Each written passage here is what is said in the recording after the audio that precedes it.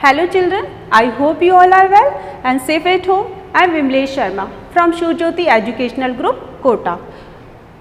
आज हम हिंदी पाठ्य पुस्तक वसंत भाग 3 का पाठ 9 पढ़ने जा रहे हैं। पाठ का नाम है कबीर की साखियाँ।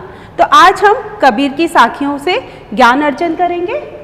पहले हम कवि परिचय जान लेते हैं। उनका जन्म कहाँ हुआ? कबीर हिंदी साहित्य के भक्तिकालीन ज्ञानमार्गी शाखा के प्रतिनिधि कवि थे। उनका जन्म 1398 के आसपास काशी वाराणसी नामक स्थान पर हुआ था। कबीर जो थे वह एक विधवा ब्राह्मणी के पुत्र थे, लेकिन लोक लाज से बचने के लिए उन्होंने कबीर जी को एक नदी के किनारे छोड़ दिया था। तो वहाँ पर नीरू और नीमा नामक जुलाहा दंपत्ति ने इनका पालन पोषण किया। कबीर गुरु रामानंद के शिष्य थे। इनके जीवन में हिंदू मुसलमान दोनों के ही संस्कार विद्यमान थे। इनकी मृत्यु 1518 के आसपास हुई थी। जो नीरू और नीमा थे वो जुलाहा थे, वह मुस्लिम धर्म से थे। अब हम जानते हैं कबीर की रचनाओं के बारे में। अनपढ़ कबीर अपने शिष्यों के सामने दोहे, पद, साखियाँ मौखिक रूप से बोलते जाते थे, जिनका संकलन उनके शिष्यों ने किया। इसे बीजक नाम से जाना जाता था। इसके 3 अंग हैं, साखी, सबद और रमेनी। तो आज हम पढ़ेंगे साखी के बारे में। इनके साहित्य की कुछ विशेषताएं हैं, जानते हैं। कबीर वह संत कवि थे जिन्होंने समाज में व्याप्त अन्याय, बुराई, अंधविश्वास, आडंबर पर जमकर प्रहार किया। उन्होंने हिंदू मुसलमान दोनों को ही फटकारा।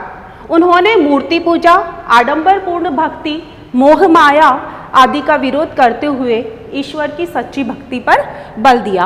वह अंधविश्वास, आडंबर पर विश्वास नहीं करते थे, वो सच्ची भक्ति पर ही विश्वास करते थे। अब उनकी जो साखियाँ थी उसकी भाषा शैली कैसी थी? कबीर की साखियों तथा पदों के सदुक्कड़ी या पंचमेल खिचड़ी भाषा का प्रयोग किया है। उनकी भाषा शैली में आम आदमी को भी प्रभावित किया। उनकी भाषा भावों को व्यक्त करने में पूरी तरह समर्थ थी। जो उनकी भाषा थी वो आम आदमी यानी कि सभी को समझ में आती थी। और सदुक्कड़ी यानी साधु संतों की जो भाषा होती है वो भाषा उनकी थी। पंचमेल 5 भाषाओं की खिचड़ी थी। अब जानते हैं पहली साखी के बारे में। जाति न पूछो साध की, पूछ लीजिए ज्ञान, मोल करो तलवार का, पड़ा रहन दो मयान। यहाँ पर इन साखी के कुछ शब्द हैं जिनके मैं अर्थ बताती हूँ। पूछो यानी पूछना, साध यानी साधु संत, लीजिए लेना, मोल किसी चीज़ का मोल भाव कराना, तलवार आप जानते हैं, पड़ा पड़े रहन दो, मयान जिसमें हम तलवार को रखते हैं। तो इस साखी में कबीरदास जी ने क्या कहा है जानते हैं। प्रस्तुत साखी में कवि ने मनुष्य को जाति पाति पर ध्यान न देकर गुण ग्रहण करने की बात कही है, अर्थात मानव को वास्तविकता को जानने की और परखने की बात कही है। अब इस साखी का विस्तार से भावार्थ समझते हैं। कबीरदास जी कहते हैं कि मनुष्य को साधु संतों की जाति के बारे में नहीं पूछना चाहिए, बल्कि उनके ज्ञान की ओर ध्यान देना चाहिए, क्योंकि वे तो ईश्वर की भक्ति में लीन रहते हैं। ऐसे लोगों से तो ज्ञान की बातें अधिकाधिक ग्रहण कर लेनी चाहिए, अर्थात उनके अमूल्य ज्ञान को विनम्रतापूर्वक प्राप्त करने का प्रयास करना चाहिए।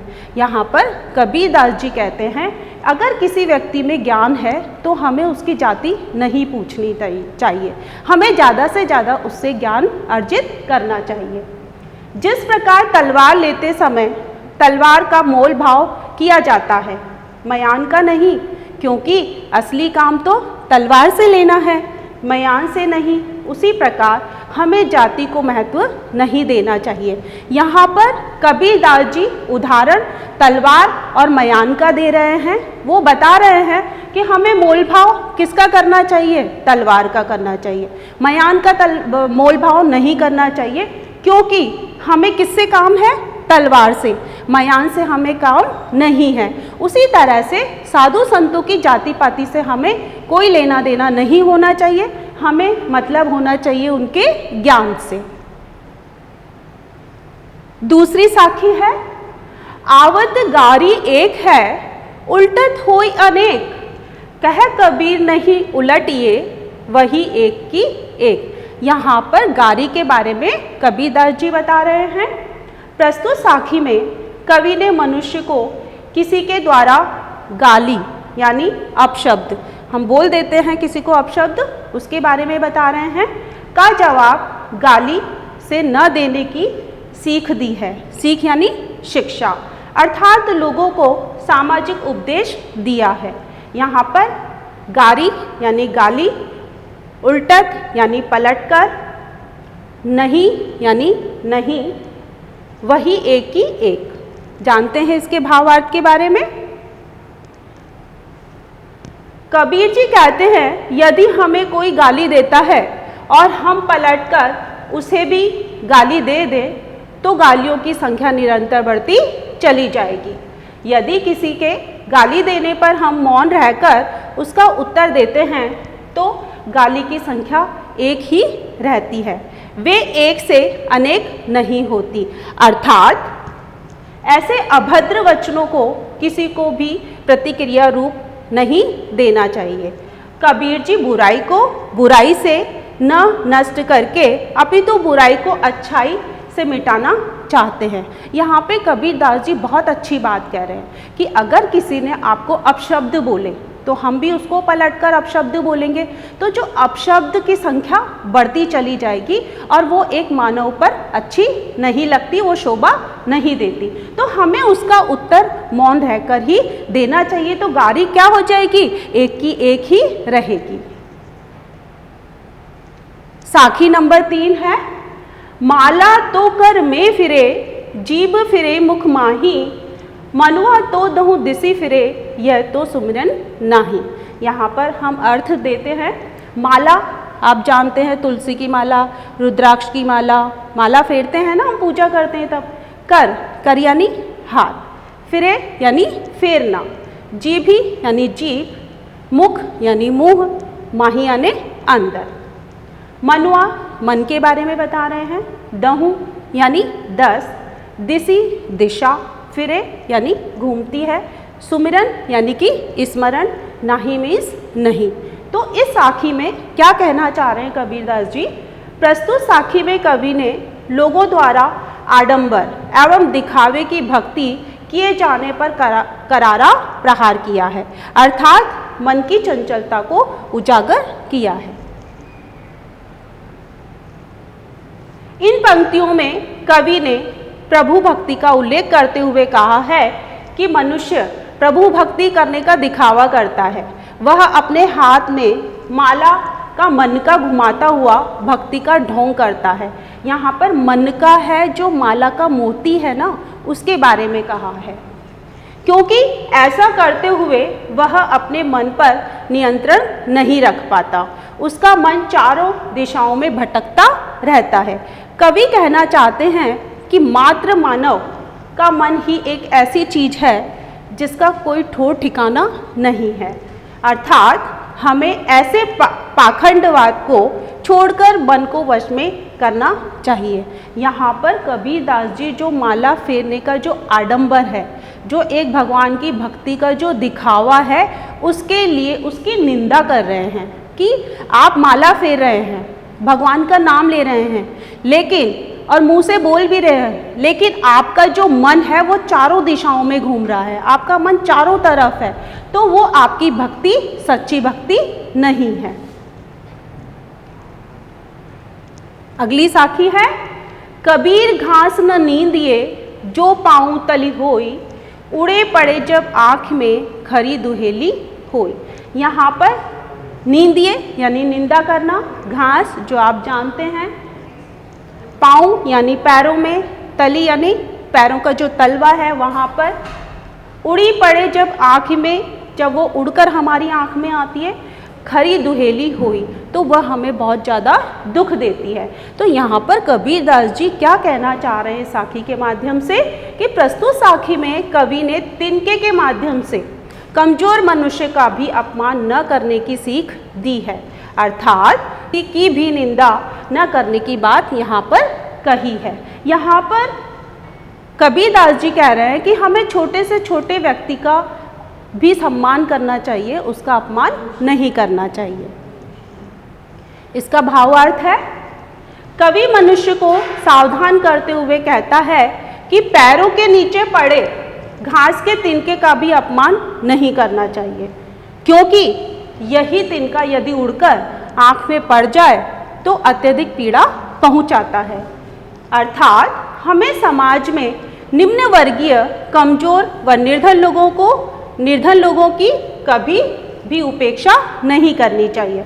शक्ति पाकर वे भी कष्ट पहुंचा सकते हैं। कई बार समाज में जो निम्न वर्ग के लोग हैं, जो छोटे लोग हैं, उनको हानि पहुंचा देते हैं, लेकिन जब उनकी शक्ति बढ़ जाती है तो वो भी हमें कष्ट पहुंचा सकते हैं। तो कबीरदास जी यहाँ पर कह रहे हैं कि हमें निम्न वर्ग के लोगों को उनका कभी भी दिल नहीं दुखाना चाहिए, क्योंकि वो भी हमें कभी भी कष्ट पहुंचा सकते हैं। अगली साखी है, जग में बैरी कोई नहीं जो मन शीतल होए, या आपा को डारी दे दया करे सब कोई। यहाँ पर बैरी यानी कि दुश्मन, शीतल यानी शीतल, डारी में डाल देना, दया एक भाव है, आपा यानी घमंड। तो इस साखी के माध्यम से क्या कहना चाह रहे हैं कवि?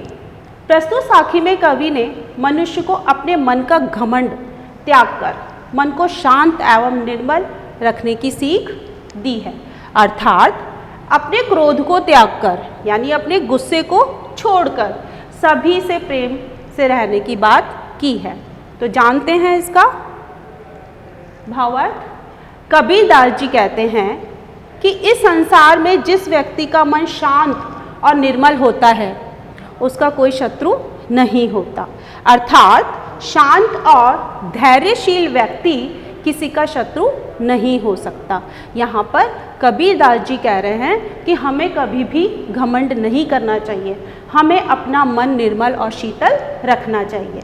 मन का घमंड त्यागने से मनुष्य का मन शांत और शीतल तो होता ही है, साथ ही उसका स्वभाव भी निश्चल हो जाता है, उसका हृदय पवित्रता से भर जाता है और ऐसा होने से सभी उस पर कृपा भाव बनाए रखते हैं, अर्थात घमंड रहित व्यवहार करने पर हर कोई उस पर दया करने के लिए तैयार रहता है। यहाँ पर कबीरदास जी कह रहे हैं कि हमें घमंड नहीं करना चाहिए और घमंड व्यक्ति का साथ कोई नहीं देता। तो हमें क्या करना चाहिए? हमारे मन को शांत और शीतल रखना चाहिए, तभी उस पर सभी लोग दया करते हैं। तो अभी हमने कबीरदास जी की साखियाँ पढ़ी, कुछ कठिन शब्द इनमें आए हैं, उनका हम अर्थ जान लेते हैं। मोल यानी कि मूल्य, तरवार यानी कि तलवार, उल्टत पलटकर जवाब में, फिरे यानी घूमना, नींदिए निंदा करना, पाँव यानी पाँव, तली नीचे, डारी दे त्याग दे, शीतल शीतल, कोय कोई। तो बच्चों, आज हमने कबीर की साखियाँ पढ़ी और हमें बहुत सारी ज्ञान की बातें जानने को मिली। तो आप एक बार इनको अपने आप स्वयं दोहराएं और स्वस्थ रहें, मस्त रहें। धन्यवाद।